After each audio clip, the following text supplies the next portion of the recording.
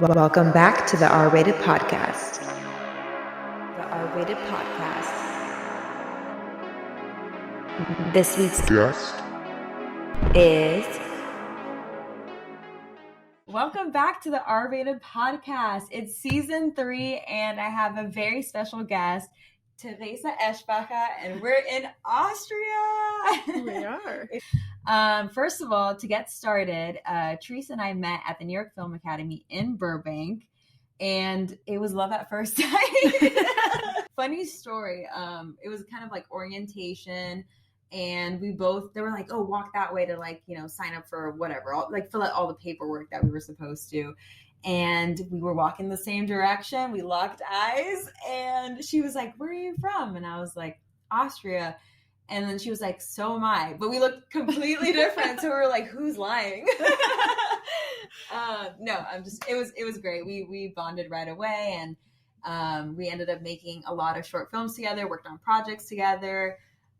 She actually was my DP for Mafia. So anyone who's watched that, she was the camera woman. So let's start with why you wanted to move to LA and tap into the film industry. How much time do we have? We have an hour, so please. Right. So if you would have asked me, I think 6 years ago, which is literally a year before I moved to LA, I think I wouldn't have said that I wanted to move to LA yet. Oh, okay, yeah. It was very one step after the other. It was really weird how I ended up there. I never thought about myself being in film. Wow. So okay. The 3 things that I wanted to be is like a receptionist, because I grew up in a hotel. Makes sense. We're in a hotel, by the way. Let's give a little bit of backstory. This is her family hotel. And Priscilla's visiting Austria, and she was like, I'm in Salzburg. And I'm like, oh, my family has a hotel in Salzburg. And she was like, oh, do you have time? Can I swing by? And I said, of course. Was there something that inspired you? Or did you pick up a camera and you're like, I have a gift? No, not at all. It took a long time for me to get comfortable with the idea of wanting to pursue something creative, because it wasn't really within the realms of my reality, because literally all I knew was the hotel industry in a way, because that's how I grew up. And so it was weird. I mean, as a teenager, I think I started doing things on Photoshop, and maybe I had a little bit of a small video camera that I played around with, and I remember that being like good times and stuff like that. But I never really considered it as a career path for me. It was just really not an option, and that's what I thought, at least. And to be then, fair, small town, different upbringing. I feel like, I don't want to say the dreams are smaller here, but it seems very far-fetched to be like, I'm going to go to Hollywood. Yeah, I just never really gotten in touch with it in any ways. Yeah. So, so then I ended up doing an internship when I was 17 at an communications agency, and they were doing events, so that made sense with the hotel industry a little bit. Right.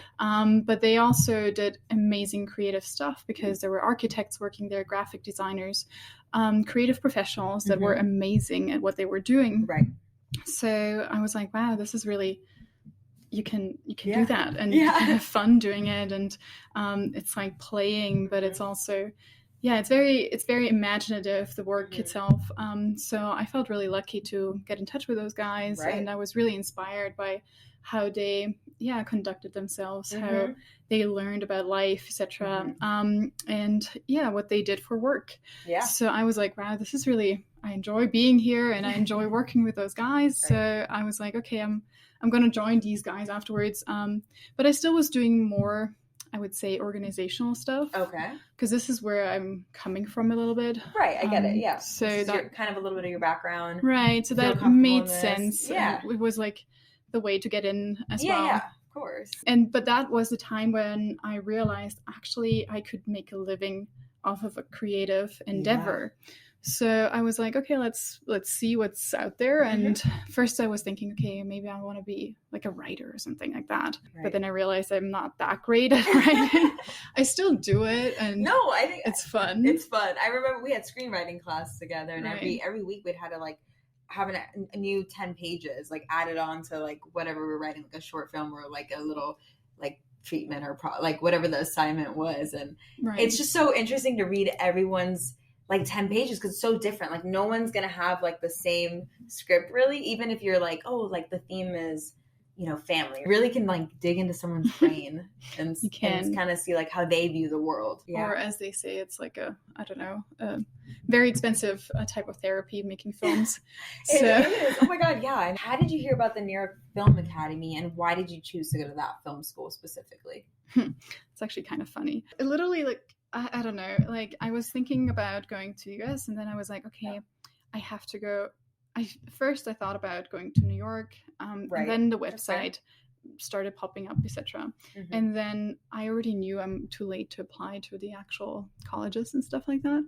And New York Film Academy, you can actually apply, I think, every couple of months. Yeah, I think so too. It was, I think, all the time in the year. So I actually even started in January. We both started in January 2017, which was a weird year, I think, to start, or like time to start, because usually you start in September with a regular schedule and all that. Exactly. But so they had that flexibility because I was still working until September or October in Shanghai. That's because I lived in Shanghai at that time. Shanghai to LA, but you're from Austria, like. We got diversity over here. Right. That's literally the reason, because I didn't, I couldn't really apply for the other schools in time. So I was like, and I couldn't start on time either. So I would have needed to wait another year in order to start with college. And I was like, I'm not going to wait another year. So that was a really great option. And I also knew that it's not that difficult to get into New York Film Academy, and that's really tough in other schools. And I really have to say that, because it sometimes feels like elitism in order to even get to a place where you can learn in a safe environment. Yeah. And it's so annoying, because it's obviously, you should know a little bit, but also you should be allowed to learn from the and not know like from scratch. Yes. To be honest, I didn't know much about, like, besides like turn on a camera and like the basic functions. I didn't know like any technical stuff, or like how to write a movie or direct or anything. Right. I think New York Film Academy is great for that, like being able to take people that have no experience and also take people that are experienced. And I feel like it's a good learning curve for everyone. You know what I mean? It balances it out versus like feeling like you already have to know so much before even getting into school. And it's like, but how are you supposed to know this information? Like, I guess YouTube University. No, it really is like that. Like if you look into European schools, you have to have so many, I don't know. You said the body of work school is hard, right? Yeah, like exactly. It's so difficult.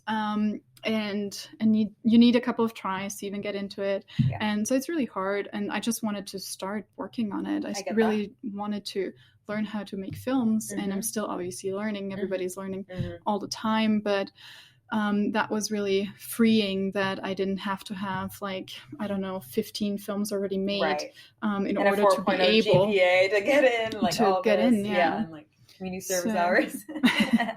Right, I don't know. So that was really good. So I enjoyed that, and they were easygoing, and I loved like the first week when we started. They just throw you right into it, right? And literally, I think we started on a Monday, did the whole like orientation thing, and then on Tuesday they told us, okay, on Thursday you're gonna shoot your first movie. Yes. And it was like a mise en scène. Yes. Oh my God. For like a minute or half a minute. Literally like 30 seconds. I think. It was pretty short. But it was amazing. We got our hands on like 60mm cameras, which is obviously always an honor to film on film. Right. And it was exciting because I didn't know anything about storytelling, and they were like, okay, you just do one shot. And I was like, okay. Tell a story in a shot. Well, then we partnered up a lot. We worked on a lot of stuff together, but we also kind of worked with everybody. You know, it was a very team like class. It was a smaller class too, so you really could work with everybody. Yeah, for sure. And I just remember like the first semester, we would always shoot in my condo in Glendale. Right. We did like a lot of short films. A lot of scenes, a lot of short films. After we to graduate, we had to do a thesis film, and you was it your thesis or intermediate? No, it actually was my intermediate. Oh my God, your intermediate. She worked so hard for intermediate. I did. Oh my God, yeah, you're so right. Okay, sorry. Intermediate, which is actually halfway through the program. This girl's like, I'm going back to Austria to shoot my film. I wanted to go back so bad with her, but I honestly financially couldn't afford it at that time. Yeah, she's like, I'm going to go to Austria. I was like, that is so cool. I wish I could go. Couldn't go. Tell us about your experience. Did you hire people locally or did you fly people out? How did you coordinate that? It was quite intense because for that, I think we didn't have that much time to prepare it. We didn't have a lot of time to write it. Right. So for your thesis, you have more time, but I don't know, for whatever reason, I wanted to tell that story. And then I decided to go to Austria. Yeah, it did. And so I didn't know anybody in Austria because I've been living abroad since I was 19. She was in Shanghai before this. Right. So I didn't know that many people in Austria. And especially I know people in Austria, but I don't know literally anybody. Like at that time, I didn't know anybody. Right. So it was weird because I knew the people in Berlin. So that was the agency that I worked with before. So through those guys, I found contacts in Austria because they obviously had people that worked in film.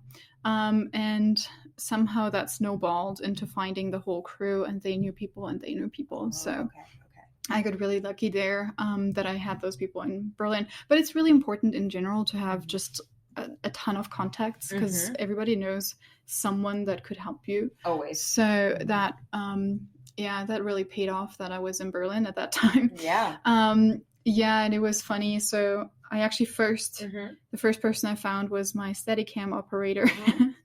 And because I asked him, like, do you know any DPs? Yeah. And then that's a weird story again, like a weird coincidence. So he was like, oh yeah, I just worked with these two guys that were shooting this commercial over the weekend.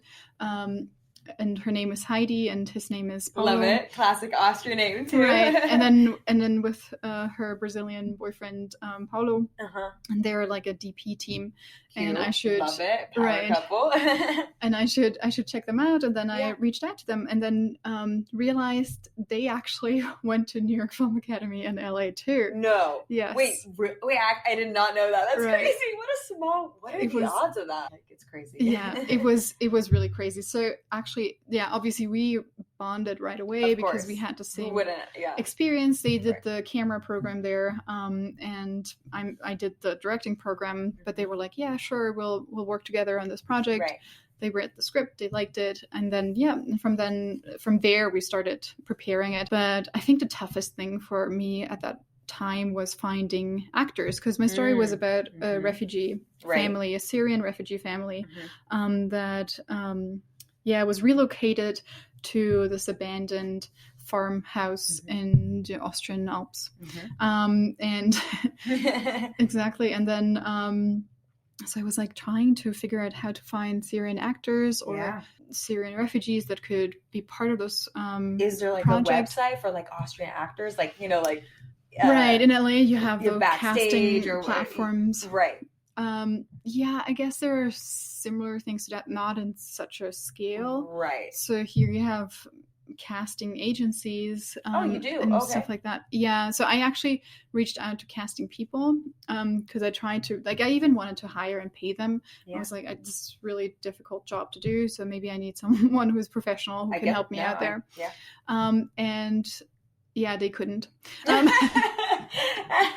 It didn't work. No, that didn't work. They all replied being like, this is too difficult to cast because it's like very specific, because you needed, like, I needed Syrian actors, right? Someone of more like darker tan complexion, maybe. Yeah, but also who actually, like, not only knew how to act. Yeah, I mean, that I didn't even care that much. I was like, it can be non-actors, non-professional actors. I like that. Okay. But I just needed it to be authentic. So I wanted them to actually speak Arabic. Ideally from the same area, because obviously, like, every area has different accents and all that stuff. So, but then I ended up talking Austrian on the phone in a Starbucks in LA, because how random is the world again? Life is so random, but it always works. It's like, it's great. It's like, that just shows you, like, you never know. No, the universe the universe works. is listening. It's miracles. Manifest your stuff. Right. So I'm on the phone with a friend, and then this guy in front of me, he turns around. He's like, "Oh, I'm Austrian too in LA," and And I'm Austrians like, in okay. LA, huh? Right, there's a They're ton everywhere. apparently. So I started talking to him, and he's like, oh yeah, let's exchange phone numbers, and he did a NIFA program, because it was but it was a Starbucks around NIFA, Okay, so okay, that okay. made sense kind of that he was at NIFA. So he did an acting program, which was great, because then I reached out to him. Yes. Because I knew that he was back in Vienna, and then I was like, do you know any Syrian actors? Yeah. And he just did a project with a Syrian actor. Shut up. Oh my God. and that guy, he opened up the Syrian acting world in Vienna to That me. is amazing. Wow. So yeah, that was so lucky. Like I couldn't believe it. So lucky, but like also like meant to be. Like, right. It's so interesting how that went down. I didn't know that. That's really cool. It really was meant to be. So yeah, and through that guy, I could actually do proper castings, because he had a couple of different options. He himself couldn't do it because he did a comedy program in Berlin or something at that time. And that's how I found my main actors, the two parents. Right. And then I was lucky because a family friend of ours, she's originally from Syria, but moved to Austria years ago. And when the whole refugee crisis started, she started working as a volunteer in a way for those families to settle in the countryside, because it's not. So she actually, so like a social worker, I would say. Yeah. And then I asked her, like, I need 2 kids at the ages of 6 and 10 or something like that, or 7 or 10. And we already know working with child actors is not that easy. You have to have a studio teachers. I don't know if it's the same here in Austria. No. Those guys were not actors. They were non-professionals. So they did great. You can't even tell. Right. No, they were amazing. Yeah. But I also was lucky because I was a very green director. This was maybe my 3rd project or bigger project or whatever. So, and then directing kids is something different again. And I realized they need a lot of, like, I don't know, at that time at least, because they were non-professional actors. In LA, you get professionally trained kid actors. Right, so you do. That's, again, something different. But so the main actor who played the father, he was amazing, and he actually coached him a little bit, because I'm not an actress. So I was like, I don't know how to do that. I can tell you what I would like to see, and I can help you there a little bit. But she really needed someone to act it out, guide her, acted out in front of her, so she would understand. So he did help there a bunch, and I'm really grateful for that. That's awesome. Absolutely. And the little kid, he was very natural. So he didn't, but it was funny because also how movies are a tough thing to do. So the day before shooting, the kid was like, I'm not gonna do it. He wanted to drop out. Just to be stubborn, or like no, it was happened. No, not at all. He was just like, he thought more and more about it. And the story is about the little kid, like him getting sick, right? And so he was really worried. He was like, I don't want to be sick, because he took it too seriously. And we tried explaining it to him. Like, it's obviously not real. Yes. That's what I was trying to tell him. Like, after every take, we can, like, I don't know, play with a ball and stuff like that. Yeah. So you try to you're compromising with absolutely, your child. Yeah. But it was, in the end, it was good, because when we started shooting, he actually loved the environment, and everybody was really kind to him, and everybody tried to entertain him. Cute. And it's obviously also exciting being on a film set. Oh my God. Having the lights around and the cameras and all that stuff. So he, I think in the end, really enjoyed it. So I'm happy about that. But like, it did give me a heart attack the day before. I was like, oh my God. I was like, okay, this is it. No, just kidding. This is it. My movie's done. What about shooting in Austria for you? Like, what was that experience like? Because all your prior experience was in LA, right? Until this project. Was it similar? Like, what were like maybe some struggles that you encountered? I think it was really great, actually. Before, we were shooting all with mostly film students, so you're all learning together. Right. But I had to hire, in a way, more professional people. Yes, of course. So these guys were already done with film school. We had a really great gaffer as well, who's done bigger projects as well. I felt very supported by that whole crew. So that was really that's huge, great. Yes. And they were amazing. I mean, the pictures are just stunning. Yes, The cinematography was amazing. And so, no, that was all great. And I had amazing support by my family in terms of like catering, which is always oh my god, catering, a like big food issue. adds up. Yes, I think like nobody really big studios, they don't really mention like the food, but when you have to pay for indie films or like yourself, us, right, like half the budget seems to go to food and snacks. I'm like, oh my god, it's like going to the picture. It is crazy when you think about it. Yeah, that's huge, having the help of your parents, your family, or maybe even friends if they joined in. I'm sure it was exciting for them too, like to see you in action in your home and that was the other thing that's really nice. I always call it the Village Mafia. And it's a little bit like that. Village Mafia. She also said another cool thing earlier where there's more cows here than people. Right.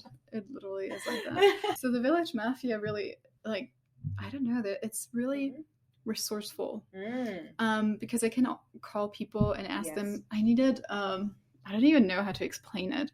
It's like a piece of wood. It's like half a tree. Okay. And then we had made a hole in it and we put water in it. I don't know. Wow. Usually you use it for cows in order to have like a place where they can have fresh water. Like a water bowl, but like water. It's a basin, shack. a water basin thingy. It's massive, but it's very typical to have in front of like farmhouses or like huts or lodges in the mountains.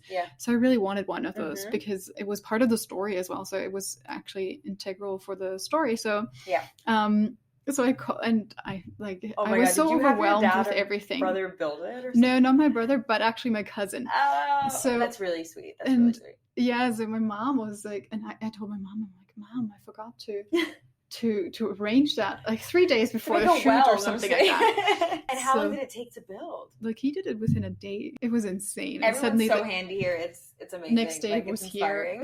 Oh my god, and I couldn't believe it. Wow. So that's all that stuff is really amazing. That any filmmaker knows, like that shit is expensive to have. 30 seconds of an name, like anything, like just those flashing lights, a real ambulance, like that's gonna cost you. And she had one, and that was like one question I really wanted to ask you was, how did you afford that? How did that go down? What was your secret? No, it was really, really nice. Again, like that's totally Village Mafia. I told somebody. Village Mafia. I told somebody. I'm gonna name this episode Village Mafia. Right, that's what you need. Wherever, it's all about community and helping each other out. Yes, see that right there. It's all about community and helping each other out. Every film set should feel like that, honestly. I don't know if it does necessarily, but if you have that like backbone and that like team player like attitude, you really can create something beautiful. I've been on sets where the energy was very like big dick energy, like and it's like people were just butting heads. What was the whole like submitting to film festival process like for you? Was it an easy process? Was it like a long like I don't know, like what was your first step? Like the movie is done, like what was your first thing to like do with it now? Well, I think it's worth to mention that it took me forever to finish the movie. Okay. It took me, I think, 4 years. I mean, really? You have to submit it. I mean, you have to hand it in school. So I had like a pre-version that didn't have the sound design done and the color grade. I think the color grade was actually done, but so there were a couple of things that I wanted to change, and it took me forever to get sound design and music done. Like it took me 3 years for that. And it's really kind of embarrassing to say that it takes you 4 years to do a short film, which it shouldn't. But I think you're being very hard on yourself too. I mean, obviously things came in the way, and it's like, that's like, are you gonna just submit something or like throw something out there just to throw something out there, or are you gonna like have it be done correct? You know what I mean? And sometimes art takes a while. Right. No, but I was standing in my own way there a little bit too, because I got really discouraged by the first couple of people that watched it, and like teachers or teachers friends, as well, family? Friends. Like I had a couple of really bad I don't know, like this is interesting because people don't talk comments about or so it's really hard. Like it's hard obviously not to take it personal, right? I mean, I think at that time I also really doubted myself in general, because it was, again, like it was still really hard to see myself in a creative role, and to accept that I'm doing that.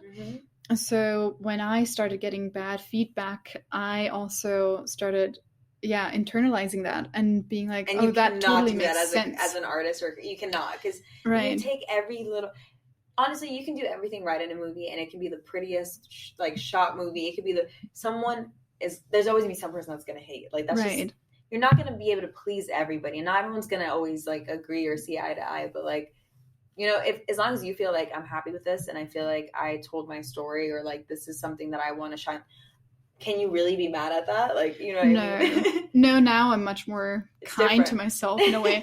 And I realize how hard it is to make a movie, and I've been through it all, and I did all of that, and I even did it from a different continent, preparing the whole movie. And so now I'm really proud of it, but it took me a really long time to not be mad at myself for not being able to put on screen what I imagined it to be. And I think that's the beginning of making films really hard, is your expectations are up here. And also, I mean, your taste is up here too, because you're watching a ton of movies that are just incredible. And even when you go to film festivals, your competitors too, you're like, holy shit, I'm like, this is what's out there, I gotta like step it up. And it's like, but how do you, you know, it's but your skills are still kind of down here, and that doesn't match up yet, and that is really discouraging. So you just have to, I don't know, do it gradually and be kind to yourself while you're doing it, and be like, now we're in festival season, you're submitting, you said it took 4 years to complete it, you're feeling a little bit down, but what brought you back up? Like, what brought that inspiration back? Or did you shoot something else in between that maybe sparked it? Or well, COVID brought it back for one reason. Interesting. Because suddenly I had no excuse not to work on it anymore.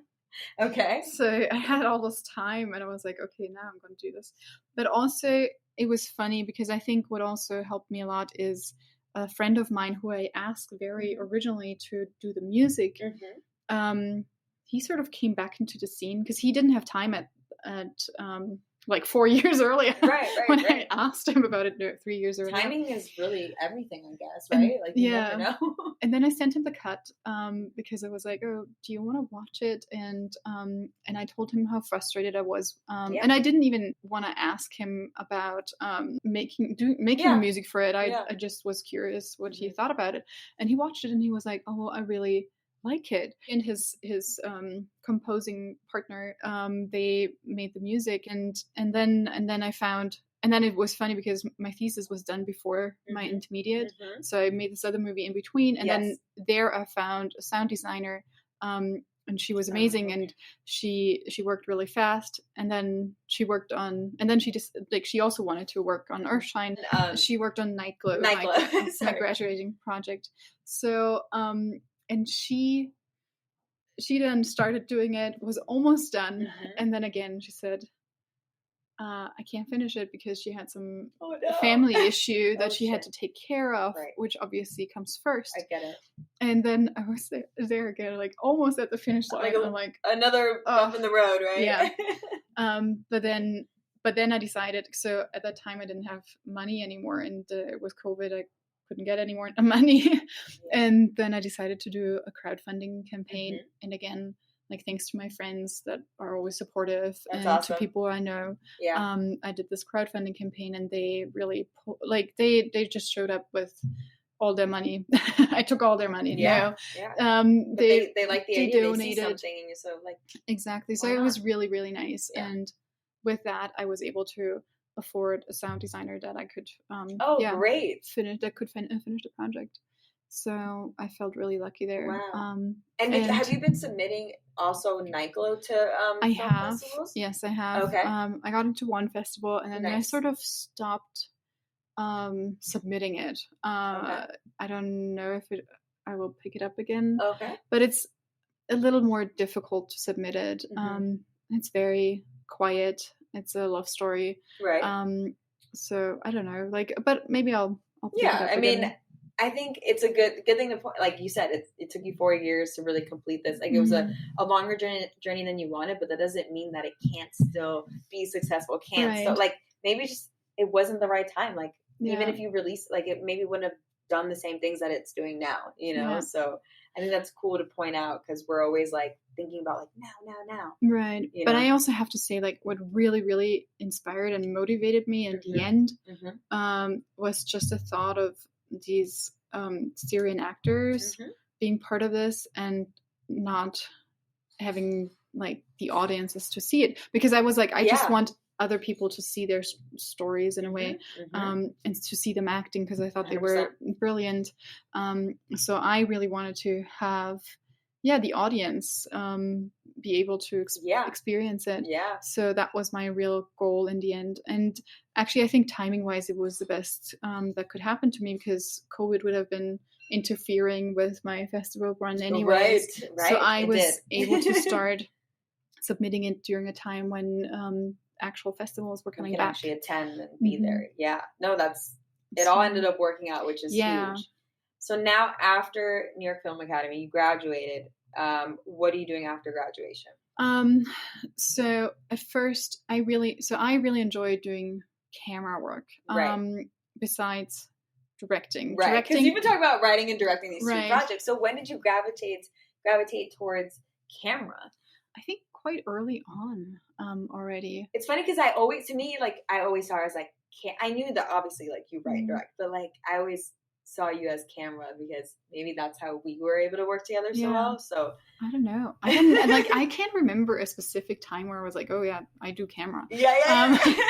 Not at all, but But then you were doing camera a lot. I was doing camera a ton. A lot of camera work, like and then even like producing too. I mean, like you said, it kind of comes with when you direct your own project, you automatically kind of become your own producer, even if you don't want to.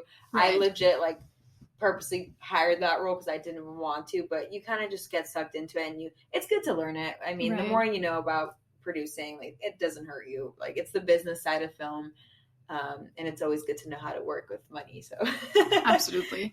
No, for sure. Like, I mean, I come from producing because I did all these jobs before, like in Berlin and Shanghai, I was a producer.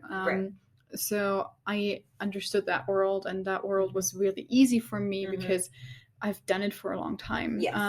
So it comes very naturally to me, but it's not something that I technically enjoy. Like when I work a day in camera and I go home at the end of the day, I feel really good about myself. Oh, wow. And I like that. It's a great thing to be able to say. Right. And because with directing, I don't know how you feel about it. I have like a love-hate relationship with it. Really? Because I think it's really tough. But I think it's just very, I mean, it's beautiful. But it's very exhausting because everybody is trying to get answers from you. And you have to have all the answers in a way. You have to have the answers. Yes. So that's, I don't know, and picturing it all and putting it all together, it's not that easy. But I still like it. But I don't know if I could do it full time. Okay, so like now, like if you like, where like would you say I want to be hired like full time as a DP, or like what is your dream now? Like you've tried all the different positions. No, it's funny because I really just want to be a camera assistant at the moment, but I seem to not get enough jobs there. But it's okay. It can. Hey, we never know. Like next time I meet with you, like this could be happening. So who knows? Like I don't know. No, I really, I mean, I enjoy the technical part of it. But I also, I mean, like I always get sucked back into writing and directing and DPing as well. So I really like doing my own stuff too. So I understand why it's really confusing for people to hire me as a camera assistant, because they're like, but you're doing all these other things. Why are you directing? Right. So why would you want to do camera assistant jobs? But I really enjoy it, and I like it as a job. I can really honestly say you wear all the hats, like to be able to write, direct, produce, DP.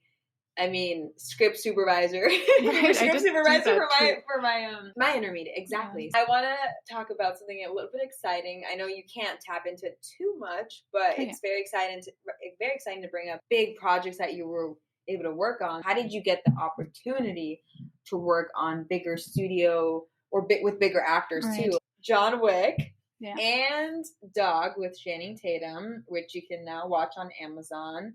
And you can, where can you watch John Wick? I think it's not out yet. It's not out yet? Oh my God. It's coming out in March. Oh my God. Wow. I've never seen it. Like, I haven't seen it yet. So it was funny because that was during COVID. Right. And again, like, as I said, I wanted to work as a camera person somehow. And then COVID hit and all my projects went away. And all these small projects just dissolved in a way because they couldn't afford just a COVID department, right? And just applying like everything, all the rules and whatever. I knew I had to pivot in my career a little bit in order to be able to stay in LA and make money, as people need to do to pay bills. Right. And so I sent out my resume actually a couple of months earlier to a friend of mine who I knew from Shanghai again. Oh my God, small world again. I love it. It's all about networking in a way. It really comes down to networking. She sent it around, and her previous boss then, I got a call from this PA, and she was like, "Oh, do you have time for an interview tomorrow?" And I was like, fancy. "Okay." Okay. I didn't even know. Okay. Like, it was so out of the like blue. blown off, Because I sent in the resume 2 months earlier or something like that, and so I didn't have any connection. I didn't even think about it. Yeah. Okay. And she called me, and I couldn't even remember the name of the movie that she said. Stress. I didn't know how she got my resume at that time. I was like, exactly. I was so confused, and I was like, okay, sure, I'll do that thing, whatever. And then I didn't even know for what job I was applying. So I had the interview, and then obviously that cleared up things. So it was for a feature film called Dog. Nice. And the role of assisting the line producer. Awesome. And so that was really an amazing opportunity, and obviously I took it because I was like, at least I get to be on a big film. And in LA, I knew I had 4 or 5 months left of my visa, and then I said, of course, yes, I'll do that. And I was able to work on it, and I really, really enjoyed it. I had an amazing boss, and so I met a ton of people. Did it feel very different for you from like an indie set to a bigger set? Because I feel like you're kind of like climbing up the ladder. Right. I mean, that was still technically an indie set. Okay. But obviously bigger. A bigger indie set. Right. But it felt like coming back home again, because I started off on really big sets in a way, with like doing commercials and also with like doing these big events with BMW and other brands. So I was used to the professional part of it. So that was like, oh, okay, now I'm back with that crowd. And that was very enjoyable. It was very stressful too, because it was COVID still. Right. And I don't know, every day you fall asleep with anxiety. Yeah. Because you're just trying to make it through the day without getting sick and getting other people sick, and having to shut down and all that stuff. But so I feel really lucky that I was able to do that. And then my boss, she actually took me on to the next project, but just for 4 weeks, because that was literally the only time I had left in LA. So I did help her on Where the Crawdads Sing for a little while. So that was the 2 projects I did in LA. And then while I was on Dog, the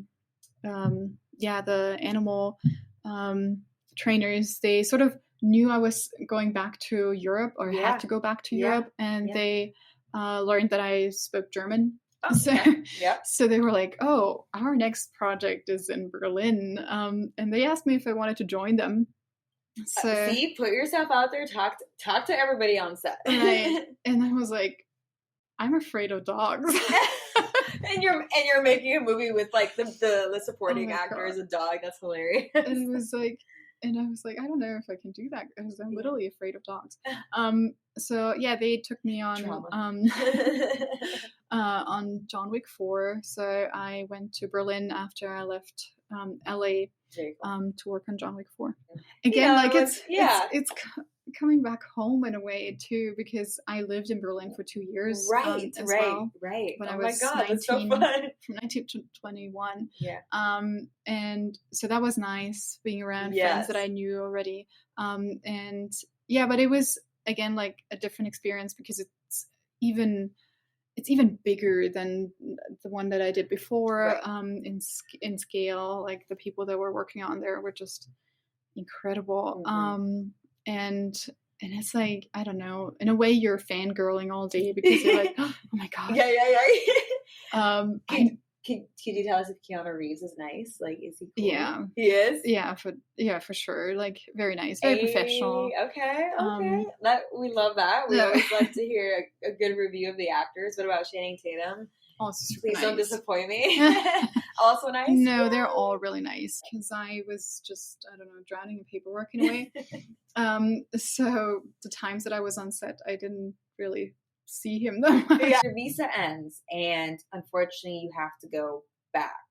Right. So I'm in Berlin, having a quite nice time there. But then then the whole last year was just like, I don't know, weird. I was really lost the whole last year because I didn't, in my mind, I wasn't quite ready yet giving up on my LA dream in a way. I get it, of course. So, but then also, so it was really tough. So I was in denial quite a bit. And it's interesting, you know, like you go through different stages in life. Totally. And like, and this is just like a valley again. Yeah. You're like, I'm hitting a low. I'm trying to, not necessarily it's a low. It's consider it as anything bad. Yeah. It's just, I don't know. I know that I have to climb up again, Yes. and because you're not starting from the beginning again. No. That's a good thing. But so I'm starting from a nice base, and I know things. I learn things. I have certain skill set that I bring on the table and all that. But I also know that just the world in Austria is a little smaller. It's not as easy to get into it. The people are still super nice, and they're like, I have to say they were really supportive so far. So I feel very lucky there, but I can tell that there are just not as many projects that people can work on. And there are still a lot of people that want to work on projects and that are technically better skilled than me. Like, for example, in as a camera assistant in that case. But there's always room for growth, you know. No, for sure. There's always going to be someone better at everything that you do. If you're a team player and you're not as good, they're going to pick you. You know? No, absolutely. No, I think it's quite interesting because now I feel like I've come to a point, because I did the whole producing route now again with like the bigger sets. I'm trying to pivot back from it. And obviously that's, again, like everybody's confused about what I'm doing. And everyone's confused about what I'm doing. Really. It's always an issue. You keep us on our toes. Like, it's exciting. It's like, you don't, who knows? Like, she might be acting next year we talk. I don't know. Actually, no. Actually, I just got cast.